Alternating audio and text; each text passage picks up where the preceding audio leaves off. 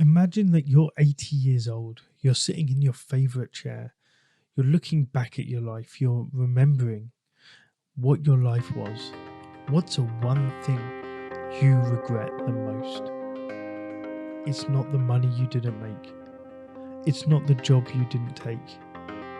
The number one regret people have is not living a life that is true to themselves.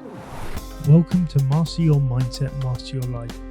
This is a podcast for those of you who are ready to start living their full potential, for those of you who are ready to move from stuck to unstoppable, from lethargic to leaders. This podcast is made to help you unlock your full potential and live a life you truly desire.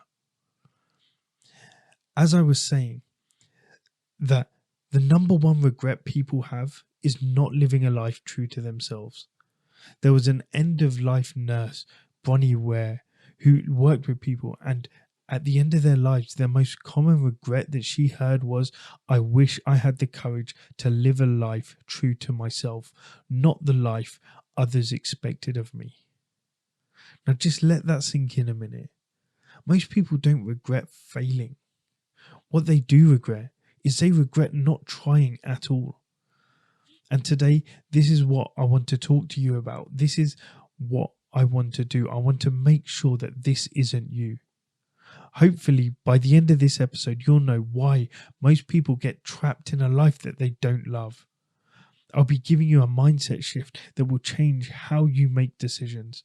And I'll give you 3 simple, powerful actions to start living a life without regret. So if you've ever felt like you're just playing small, that you're settling, that you're living a mediocre life, or you're just waiting for the right time, then this is the episode for you. This is your wake-up call. Because the truth is most people don't even realize that they're building a life that they'll regret. They just live it. They live their life day to day. They go about doing the usual things, doing the usual tasks, not thinking about actually, is this a life I'm truly loving? They're caught up in all the things that they have to do, all the people they have to see, all the chores they have to tick off. It happens because you're playing it safe. You stay in a job you hate because it's stable. You're doing what's expected of you because you're following society's script. You're not following your dreams. You're following the herds. And you're waiting. You're telling yourself, okay, I'll start when the time is right. And then you're doing all this for years and years. And the years pass, leaving you with more regrets than results. You wake up at 40, 50, 60, and then you start to realize that you're wasted years of your life doing things that you didn't actually love. You never took that trip that you wanted. You never started the business you said you would. Or you never said, "I love you" when it mattered. Instead, you realized that actually you spent too much time worrying about things that weren't important. You were worrying about what others thought. You were worrying about what they may say behind your back. You were worrying about all these things instead of living a life for yourself. And the worst part about it is while you're doing this, while you're in this bubble, while you're playing out your daily routine, your daily habits, and you're not questioning, actually, is this what I want? You get stuck in this pattern, in this comfort zone, and you don't realize until it's too late.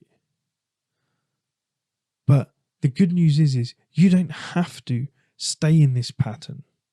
You don't have to be one of those people who in 30, 40 years is still living the same life that they're living today because they're playing it safe. They're doing what's expected and they're waiting.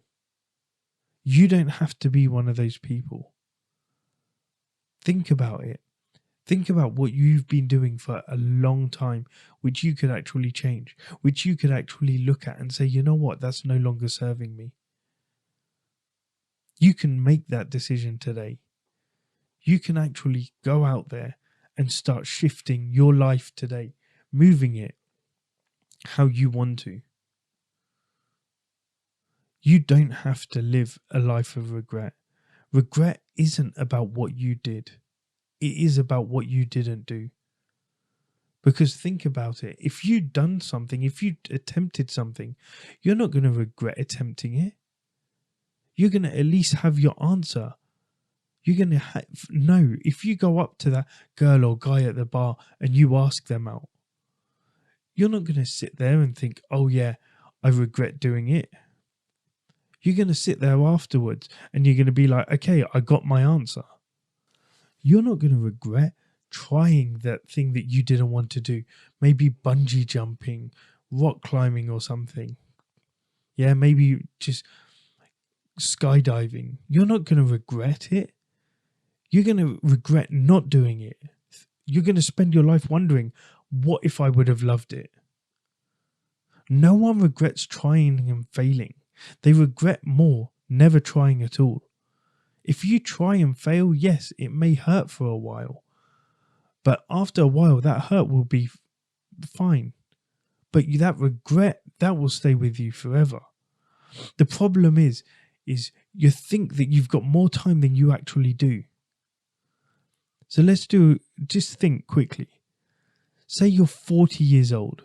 The average life expectancy is about, say, 80. That means you have 40 summers left, 40 New Year's days, 40 chances to do things you keep putting off. Not a lifetime. Just 40. That changes things, doesn't it?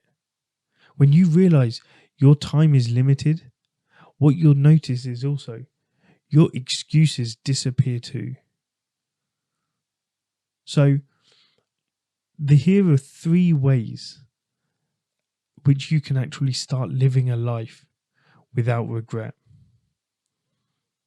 If you want to make sure that you don't end up with regret, the one thing to do is to take action now. So try this, the deathbed test. Before you make a decision, ask yourself, if you were on your deathbed, would you regret not doing this? It's a simple question. If you were on your deathbed, would you regret not doing this?